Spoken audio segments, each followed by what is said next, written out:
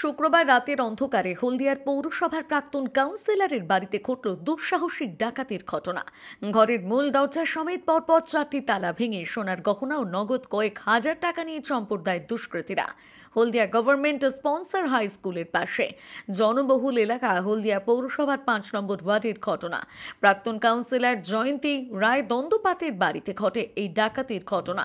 অভিযোগ, শুক্রবার গভীর রাতে 2 ঘন্টা ধরে অপারেশন চালায় একদল ডাকাতরা তালা ভেঙে বাড়িতে ঢুকে বাড়িতে ঘুমিয়ে থাকা স্বামী স্ত্রীকে ঘুম থেকে তোলে।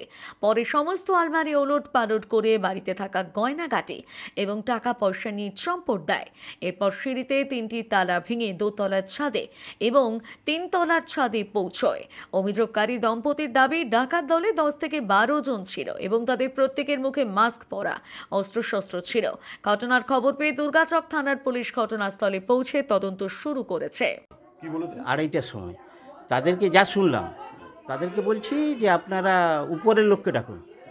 বলে উপরে তো ওনার অসুস্থ 2 জন রোগী আছে। তো তখন বললো যে ঠিক আছে, তুমি ডাকো।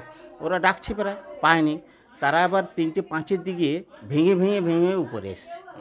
উপরে এসে দেখে 1টা 2টো 3টে ভেঙে উপরে এসছে। হ্যাঁ, এসে আবার বলছি যে আপনি কি আছে দিন। বলে আমার কাছে তো কিছু থাকে না। 5-6 জন তো দেখলাম। নিচে তাহলে কি পড়া ছিল? সব ঢাকা। হ্যাঁ, এসে আপনাকে কি বলছে যে কি আছে দিন। আমি বলি আমাদের কাছে কি থাকবে, কিছু তো নেই।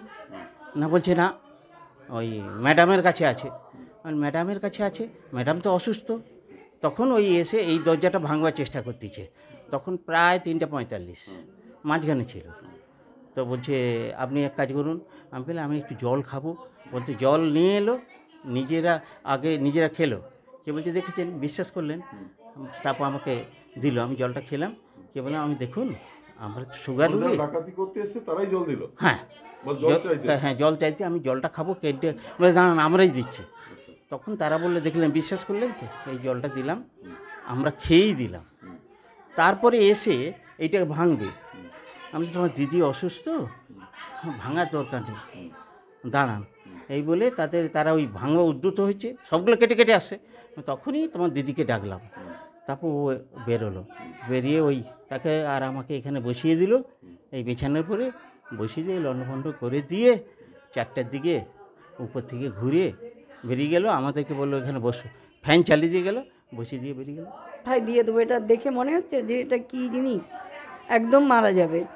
আর তারপরে বললো যে পরপর চাবিগুলো সব দিতে বললো, চাবিগুলো সব পরপর দিয়ে দিলাম।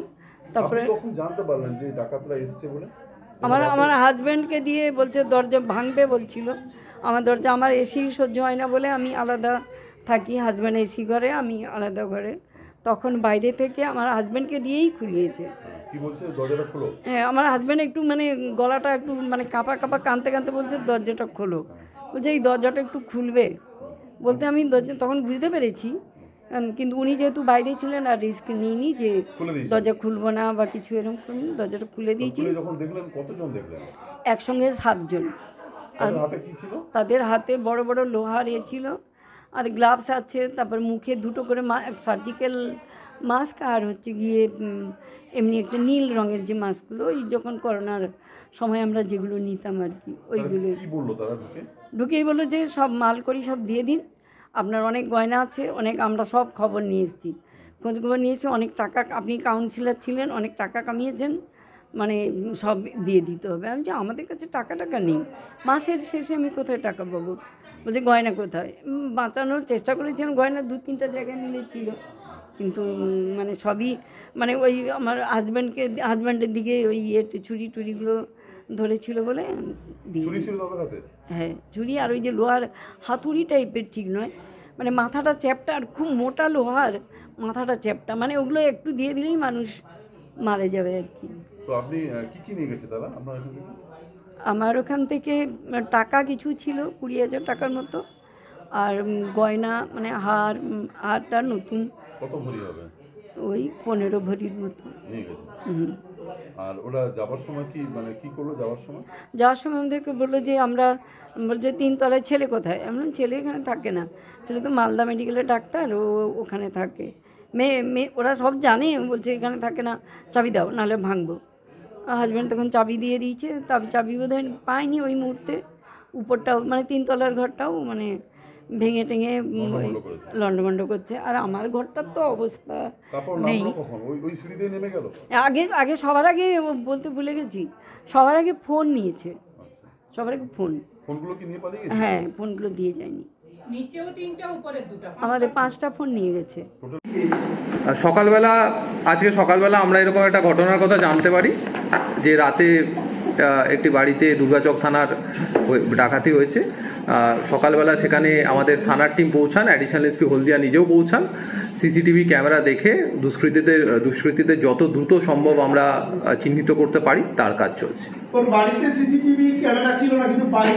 বাইরের সমস্ত ক্যামেরা দেখে এবং অন্যান্য আমাদের যে সূত্র রয়েছে সেই অনুযায়ী তদন্ত চলছে।